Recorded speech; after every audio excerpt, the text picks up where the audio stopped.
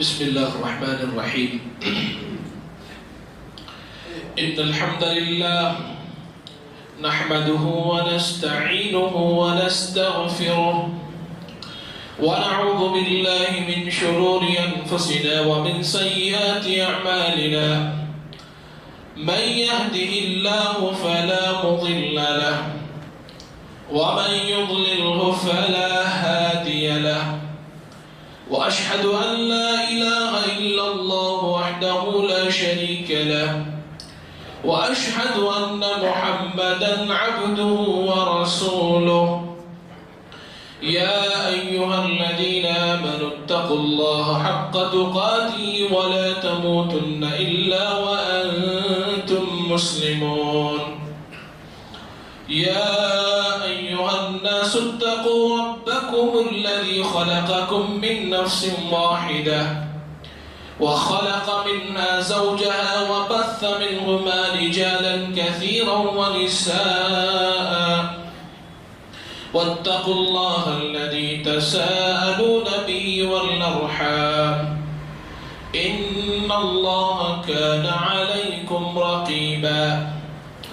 يا أيها الذين آمنوا اتقوا الله وقولوا قولا سديدا يصلح لكم أعمالكم ويغفر لكم ذنوبكم ومن يطع الله ورسوله فقد فاز فوزا عظيما.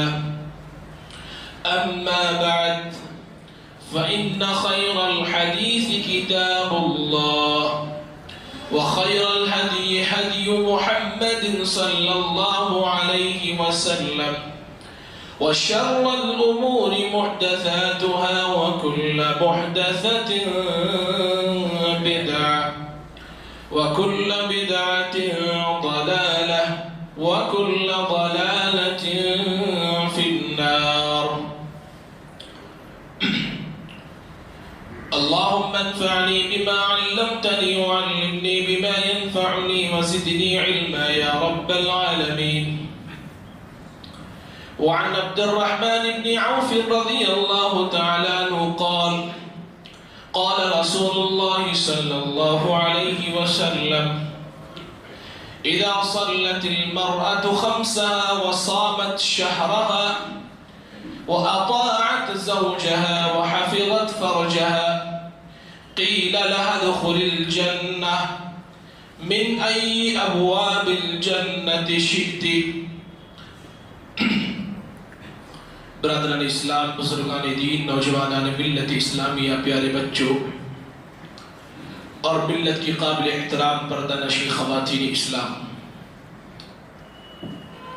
ساری تعریفوں کا تنہا مستحق اللہ سبحانہ و تعالیٰ کی ذات ہے کہ جو کائنات کے چپے چپے اور ذرے ذرے کا خالق ہے، مالک ہے، رازق ہے، مربی ہے، منظم ہے. درود و سلام ہو اللہ کے تمام نبیوں، رسولوں، پیغمبروں پر، بالخصوص اس کے آخری نبی احمد. آج کے خطبہ جمعہ میں جس موضوع کے اوپر لبکشائی کرنی ہے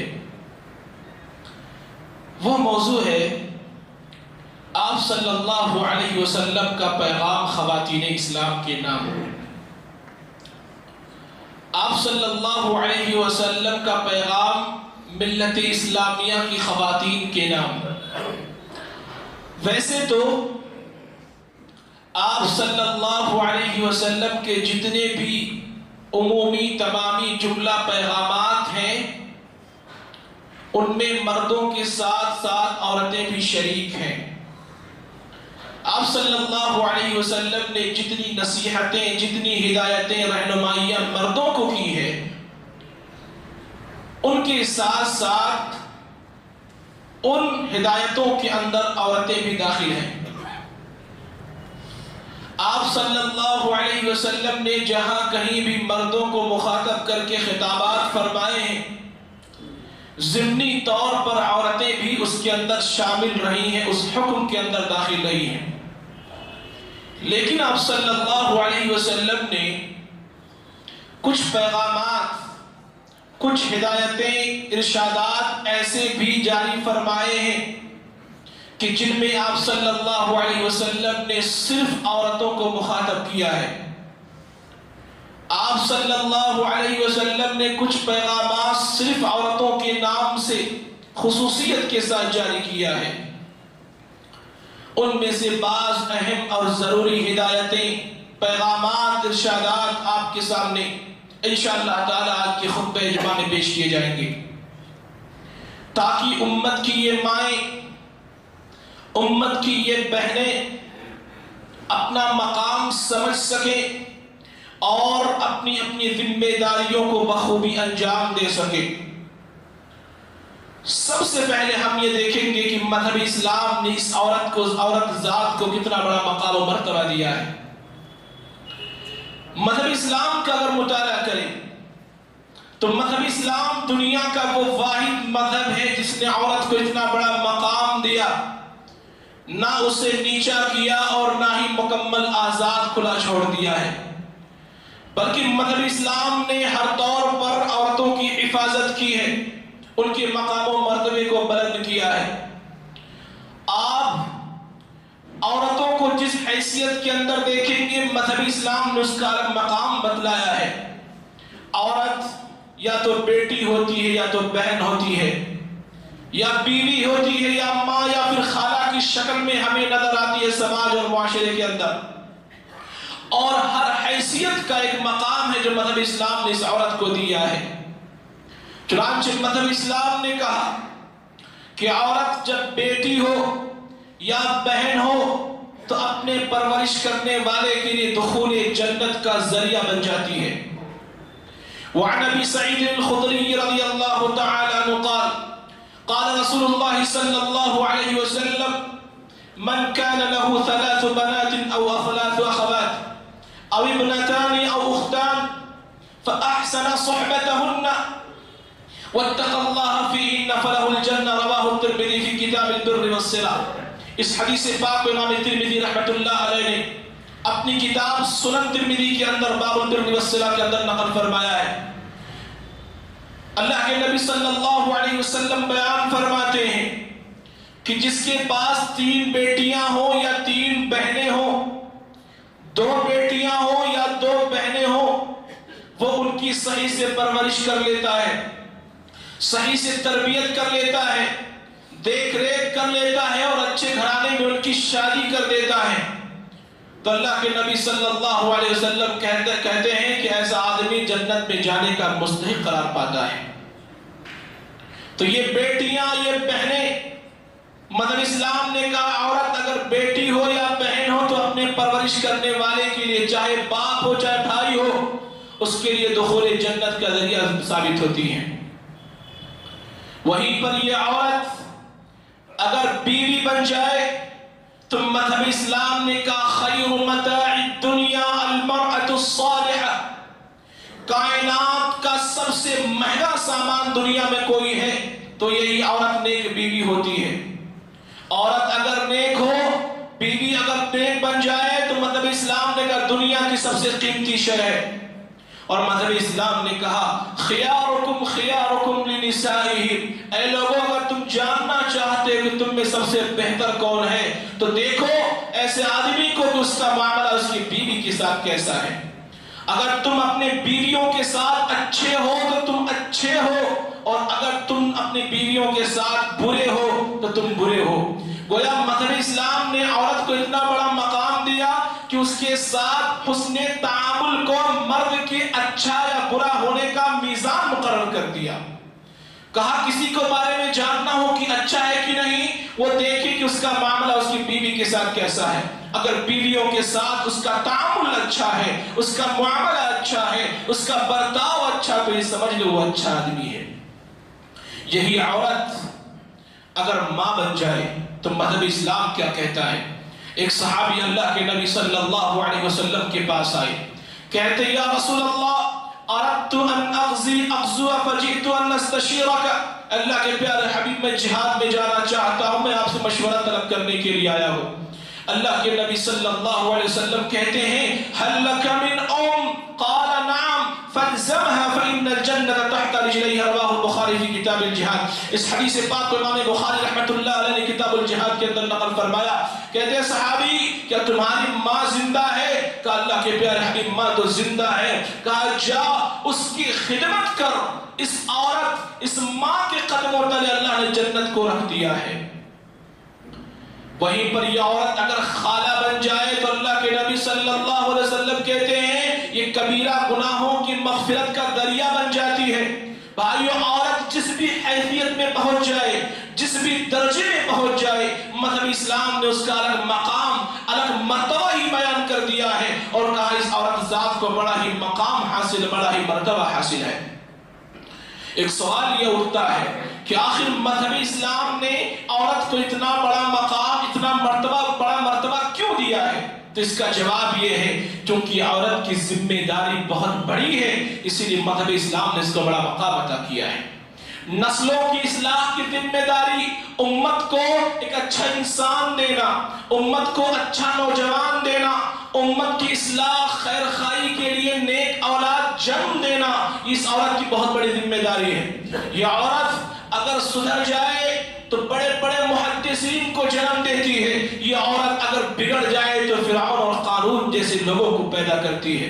اس لیے عورت کی ذمہ داری بہت بڑی ہے میرے بھائی. گھروں کی اصلاح کی ذمہ داری, نسلوں کی اصلاح کی ذمہ داری, بچوں کی اصلاح کی ذمہ داری اور گھر کی خواتین کی ذمہ داری, ان کی اصلاح کی ذمہ داری ان عورتوں کے اوپر بہت زیادہ ہوتی ہے. اسی لیے مذہب اسلام نے ان کا مقام بھی بہت بڑا بتلایا ہے.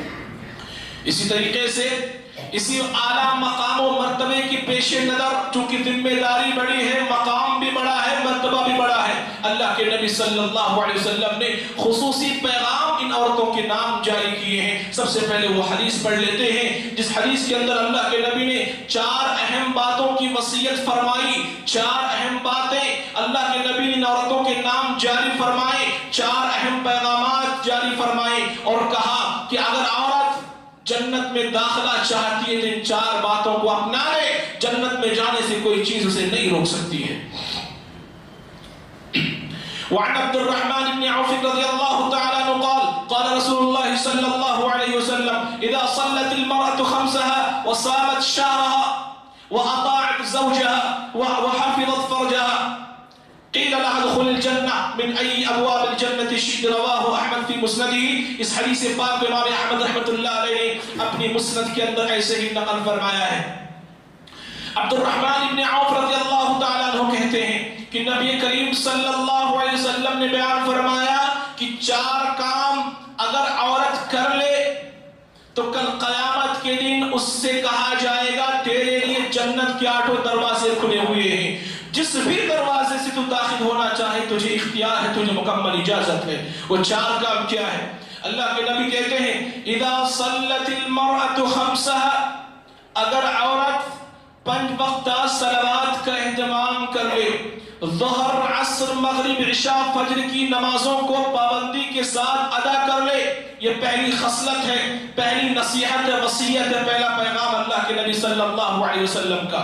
یہ نماز کا مسئلہ بہت سنگین مسئلہ ہے, نماز کا مسئلہ بہت سنگین مسئلہ ہے. اسی لیے اللہ کے نبی نے سب سے پہلے نمبر پر اس کا تذکرہ فرمایا ہے. اللہ کے نبی صلی اللہ علیہ وسلم نے کہا مسجدوں کو آباد کرنے کی ذمہ داری مردوں کی ہے اور گھروں کو آباد کرنے کی ذمہ داری عورتوں کی ہے. اور یہ گھر تبھی آباد ہوں گے جب یہ گھر قبرستان نہ بنے, اور قبرستان نہ بننے کا مطلب یہ ہے کہ ان گھروں کے اندر عورتیں نمازوں کا اہتمام کریں. یہ جب نماز پڑھیں گی تو گھر بارونق ہوگا, یہ جب نماز پڑھیں گی تو گھروں کے اندر برکتیں آئیں گی, یہ جب نمازوں کا اہتمام کریں گی تو بچوں کی تربیت بھی اچھی طریقے سے ہو سکے گی. پھر یہ بچیاں, یہ لڑکیاں جو پرورش پا رہی ہیں, اسلامی ماحول ان کو ملے گا, پھر بعد میں چل کر کے ماں باپ کے لیے نیک نامی کا ذریعہ بن سکتی ہیں. اسی لیے مذہب اسلام نے کہا عورتوں کو گھروں میں نمازوں کا اہتمام کرنا چاہیے. پر افسوس کے ساتھ یہ کہنا پڑتا ہے, افسوس کے ساتھ یہ کہنا پڑتا ہے کہ آج خواتین کے پاس دنیا کی ساری چیزوں کے لیے وقت مہیا ہے, اگر کسی چیز کے لیے وقت نہیں ہے تو نماز کے لیے نہیں ہے. گھنٹوں نکل جائیں خرافات کرنے میں, غیبت کرنے بیٹھ جائیں تو گھنٹے نکل جاتے ہیں, کسی کی برائی کرنی ہو تو گھنٹے نکل جاتے ہیں, ٹی وی کے سامنے بیٹھے تھے گھنٹوں گزر جاتے ہیں, سیریلز دیکھتے گھنٹوں گزر جاتے ہیں, चंद मिनट के लिए इनके पास वक्त नहीं कि वो नमाजों का एहतमाम कर सके। और जब कभी ऐसा भी सुनने में आया मेरे भाई, ऐसा भी सुनने में आया है कि नमाज के लिए वक्त नहीं मिल पाता है, काम इतना ज्यादा है कि नमाज के लिए वक्त नहीं मिल पाता है। मैं आपको लेकर के चलता हूँ अहले रिसालत के उस जमाने में जहां पर इतनी मुश्किलात, इतनी परेशानियां। फातिमतुज़ ज़हरा रज़ियल्लाहु ताला अन्हा कौन है? ये नबी की लख्ते जिगर हैं, नूरे नजर हैं, नबी सल्लल्लाहु अलैहि वसल्लम की बेटी, रहमतुल लिल आलमीन की बेटी हैं, कायनात के ताजदार की बेटी हैं। उनकी हालत ऐसी है और अल्लाह ने क्या कहा? सय्यदतु निसाई अहलिल जन्नह, ये फातिमा जन्नती औरतों की सरदार है। उनका मामला क्या है? उनका मामला ये है कि चक्की चलाते चलाते हाथों पर घट्टे पड़ जाते थे, हाथों के अंदर दाग पड़ जाया करते थे और पानी ढोते ढोते लाते लाते उनके पुष्प पर रस्सियों के निशानात बन जाया करते थे। इतनी मुश्किलें, इतनी परेशानियां थी, उसके बावजूद नमाज उनकी जिंदगी में कभी गायब नजर नहीं आती थी। नमाजों का वो एहतमाम करती थी। लेकिन आज की अगर बात करें, न चक्की चलाने की परेशानी है, न पानी लाने की परेशानी है, सारी आसानियां मुहैया हैं, जिंदगी गुजारने के सारे असबाब मौजूद होते हैं, लेकिन फिर भी शिकायत होती है कि नमाजों के लिए वक्त नहीं मिल पाता है, नमाजों के लिए वक्त नहीं मिल पाता, फुर्सत नहीं मिल पाती। अल्लाह के नबी सल्लल्लाहु अलैहि वसल्लम कहते हैं, अल-मरअतु राइयतुन अला बैति बालिहा व वलदिही व हिय मस्ऊलतुन अन्हा। ये औरत अपने शौहर के घर की जिम्मेदार है और औलाद की भी जिम्मेदार है। इस औरत से कल क़यामत के दिन इसकी जिम्मेदारी के बारे में पूछा जाएगा कि औरत ने तुझे अपना घर हवाले कर दिया था, तूने उस घर का कितना ख्याल रखा, तूने उस घर की कितनी इस्लाह की। मर्द ने अपनी औलाद की जिम्मेदारी तेरे कांधे पर डाली थी, तूने किस कदर उसकी इस्लाह की, किस कदर उसकी देखरेख की। तो ये पहली खसलत है, ये पहला पैगाम है नबी करीम सल्लल्लाहु अलैहि वसल्लम का। औरत अगर जन्नत में जाना चाहती है तो नमाजों का वो एहतमाम करे, दुनिया की सारी चीजों को छोड़ करके वो नमाजों का एहतमाम करे। दूसरा अहम पैगाम अल्लाह के नबी सल्लल्लाहु अलैहि वसल्लम ने खवातीन के नामे जारी किया, कहा वसामत शाहरहा, माह रमजान के मुकम्मल रोजे रख ले, माह रमजान के मुकम्मल रोजों का एहतमाम कर ले। तो ऐसी औरत को कल क़यामत के दिन अल्लाह ताला कहेगा, जन्नत के जिस भी दरवाजे से दाखिल होना चाहे तुझे इजाजत है। ये दूसरा अहम पैगाम अल्लाह के नबी सल्लल्लाहु अलैहि वसल्लम का। और तीसरा अहम पैगाम अल्लाह के नबी सल्लल्लाहु अलैहि वसल्लम कहते हैं, व अताअत ज़ौजहा, अपने शौहरों की इताअत कर ले। शौहर की खिदमत करना, शौहर की चाहत का ख्याल करना, शौहर के पसंद नापसंद का ख्याल करना, शौहर के अफकार और जज्बात की कदर करना, शौहर की चाहत का ख्याल करना, शौहर की तमाम तर जिम्मेदारियों को अपनाना इन औरतों की बहुत बड़ी जिम्मेदारी, इन बीवियों की बहुत बड़ी जिम्मेदारी है। ये शौहर, इनका बहुत बड़ा मकाम बतलाया गया है मज़हब इस्लाम के अंदर, बहुत बड़ा मकाम बतलाया गया है। कुरान करीम ने इन शौहरों को कहा, ये शौहर अपनी बीवियों के ऊपर निगरां है। और निगरां की कितनी बड़ी जिम्मेदारी, कितना बड़ा मकाम होता है कि निगरां की इजाजत के बगैर कोई आदमी बाहर निकल नहीं सकता है। मज़हब इस्लाम ने कहा, मज़हब इस्लाम ने तो यहां तक कहा कि अगर शौहर इजाजत ना दे तो इस बीवी को नफली इबादत की भी गुंजाइश नहीं। ये बीवी नफली रोजे रखना चाहती है, नफली इबादत करना चाहती है, अल्लाह की इबादत करना चाहती है। मतलब इस्लाम ने कहा नफली इबादत करनी है तो शौहर की इजाजत लेकर के आए। अगर शौहर इजाजत नहीं देता तो इसे इबादत करने कोई जवाज के लिए नहीं मिलता है। मज़हब इस्लाम ने कहा, नबी करीम सल्लल्लाहु अलैहि वसल्लम ने कहा, इस शौहरों का इतना बड़ा मकाम है, लौ कुन्तु आमिरन अहदन अन यस्जुद लि अहदिन लअमरतुन निसा अन यस्जुदन लि अज़वाजिहिन लिमा जअल अल्लाहु लहुम अलैहिन मिनल हक़्क़। अल्लाह के नबी सल्लल्लाहु अलैहि वसल्लम कहते हैं, शौहरों का मकाम समझो, उम्मत की ख़वातीन समझो, इन शौहरों का मकाम कितना बड़ा है। अगर इस सरजमीन पर मैं किसी को सजदा करने की इजाजत देता किसी के लिए, तो इन औरतों बीवियों से कहता कि अपने शौहरों को सजदा करो, क्योंकि इनका मकाम बहुत ज्यादा बड़ा हुआ है। लेकिन मैंने इजाजत नहीं दी। اللہ کے نبی کی اس حدیث سے پتہ چلتا اتنا بڑا مقام کہ اگر کسی کو تعظیمی سجدہ جائز ہوتا تو عورتوں کو کہا جاتا کہ اپنے شوہروں کو سجدہ کریں. اور اما عائشہ رضی اللہ تعالی عنہا نے عورتوں سے مخاطب ہوتے ہوئے کہا یا معشر النساء، اے عورتوں کی جماعت، اگر تم یہ جان لو کہ تمہارے شوہروں کا تم پر کتنا بڑا حق ہے تو تم اس بات کے لیے تیار ہو جاؤ گی کہ اپنے شوہروں کے پیروں کے تلے جو دھول ہے ان دھولوں کو اپنے چہرے پر ملنے کے لیے تم تیار ہو جاؤ گی. اتنا بڑا حق ہے ان شوہروں کا. لہذا مذہب اسلام نے کہا کہ شوہروں کی اطاعت واجب و ضروری ہے، ان کے افکار و خیالات کا خیال کرنا ضروری ہے، ان کے دکھ سکھ کا خیال کرنا ضروری ہے. پر افسوس کے ساتھ یہ کہنا پڑتا ہے، افسوس کے ساتھ یہ کہنا پڑتا ہے کہ مغرب سے ایک نعرہ چلا، یورپ کے کلچر سے ایک نعرہ چلا جو آج اسلامی سماج کے اندر نظر آتا دکھائی دے رہا ہے کہ عورت مکمل آزاد ہے، وہ کسی کی اطاعت نہیں کرے گی، کسی کی بات نہیں مانے گی. اور اس نعرے پر عمل کرنے کا یہ نتیجہ سامنے آیا، یہ انجام سامنے آیا. کتنے گھر ویران ہو گئے، کتنے رشتے ٹوٹ گئے. خلا و طلاق کے بڑھتے مسائل اس بات کی طرف عکاسی کر رہے ہیں کہ یہ بیویاں، یہ عورتیں اپنے شوہر کی اطاعت نہیں کرتی، اپنے شوہر کی خدمت نہیں کرتی. وہ یہ کہتی ہیں ہم تو مکمل آزاد ہیں، ہمیں کسی کے زیر نگرانی رہنے کی ضرورت نہیں ہے، کسی کی بات ماننے کی ضرورت نہیں ہے. مذہب اسلام نے کہا یہ تمہارا اپنا عمل ہوگا، یہ تمہارا اپنا خیال ہوگا. اگر جنت میں جانا چاہتی ہو تو ان شوہروں کی اطاعت کرو.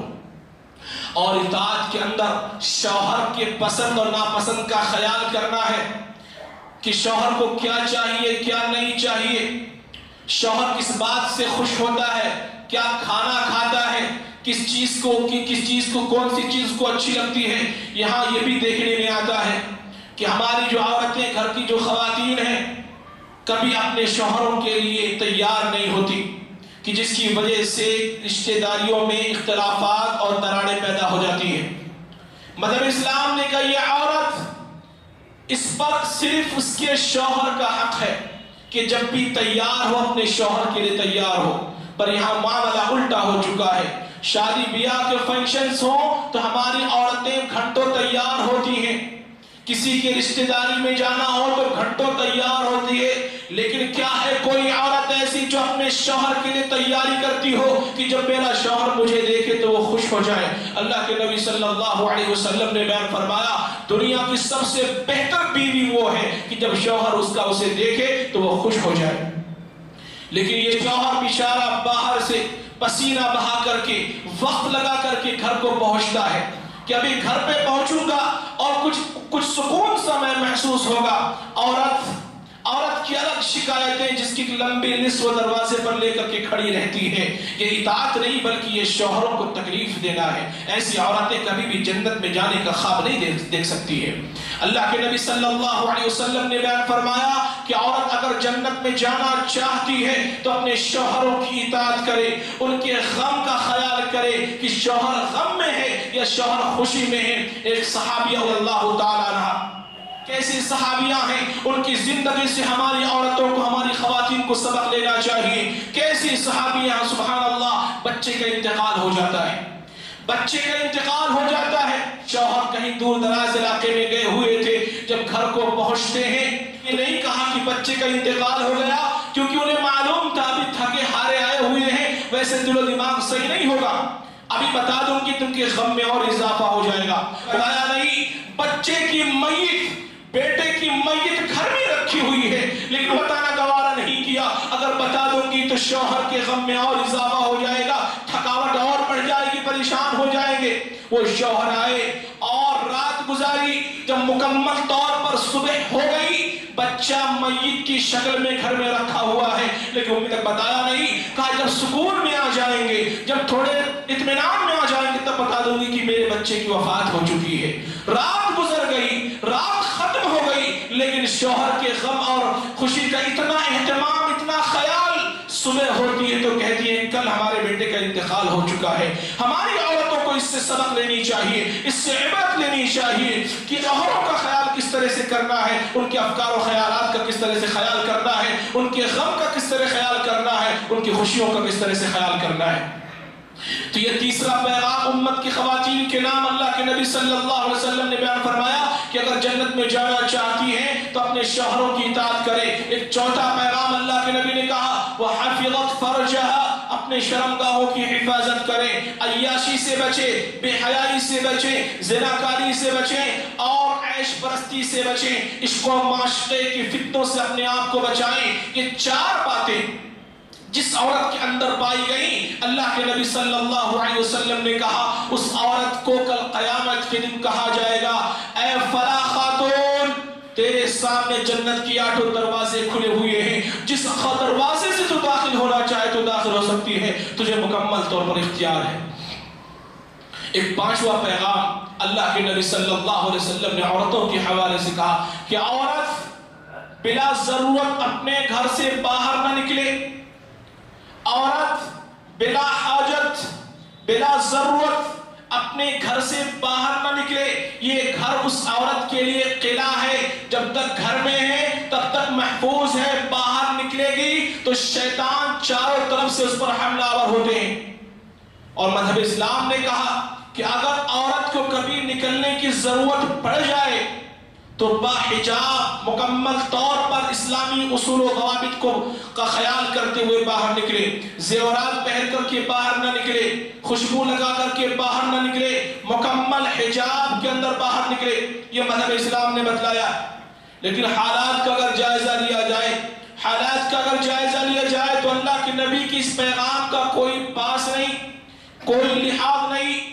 اول ضرورت اور غیر ضرورت کی بات تو بہت دور کی رہی، عورتیں یہ خواتین جنہیں گھر کی ملکہ کہا گیا، ان کی وجہ سے گھروں کے اندر رونق ہوتی ہے۔ یہ عورت بلا ضرورت بلا کسی کام کے باہر سیر و تفریح کے لیے نکل جایا کرتی ہے، کوئی کام نہیں، کوئی ضرورت نہیں، نکل جایا کرتی ہے۔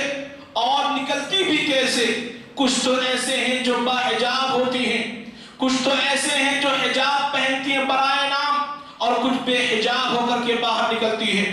ایسی عورتیں جو بے حجاب ہو کر کے نکلتی ہیں، یا ایسی عورتیں جو حجاب پہنی ہوتی ہیں لیکن برہنہ نظر آتی ہیں، ننگی نظر آتی ہیں، اللہ کے نبی صلی اللہ علیہ وسلم نے ایسی عورتوں کے بارے میں کہا نساء کاسیات عاریات مائلات ممیلات کاسنمۃ البخت المائلہ لا يدخلن الجنہ ولا يجدن ریحها۔ اللہ کے نبی صلی اللہ علیہ وسلم نے کہا کہ اے لوگوں، میں تمہیں 2 قسم کے جہنمیوں کے بارے میں نہ بتلا دوں؟